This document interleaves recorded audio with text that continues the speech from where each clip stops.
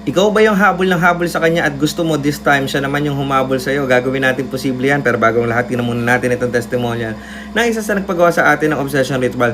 Grabe saya ko, sir. Simula nung pinabayaan ko siya, ang bilis ng effect. Salamat po sa tulong nyo. Tuloy-tuloy po ang communication namin na parang wala nangyari nakaraan kasi ako po yung habol ng habol sa kanya. Ngayon bumaliktad siya naman po yung nangungulit sa chat at calls. Gusto niya mag-usap kami at hihingi siya ng tawad sa mga nagawa niya. Tama po kayo, pag hinayaan at binaliwala sila, doon nila marirealize na mali sila. Sana po tuloy-tuloy na po ito. Tuloy nyo lang po ang ritual. If ever ipopost nyo, paki-hide na lang po ang profile ko at name ko sa TikTok. At baka makita niya.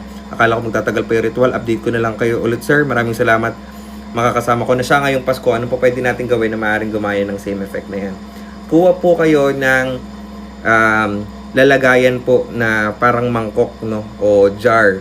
Tapos kuha po kayo ng isang petal ng kahit ano pong klase ng bulaklak. Pagkatapos po nun ay kumuha naman po kayo ng kanyang litrato at ilalagay nyo po doon sa mismong bowl, no? Sa mismong mangkok.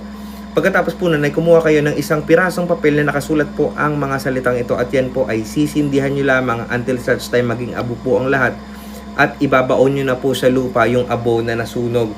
Yan po ay magtutuwid po ng kanyang mga ugali at syempre masusunog na rin po yung mga ugaling hindi nyo gusto sa kanya para siya ang magbago at siya naman ang maghabol sa inyo this time. No, kung gusto nyo magpagawa ng ritual katulad nito, maaari nyo po ako i-PM Francis Chris Valencia. Ingat po kayo palagi.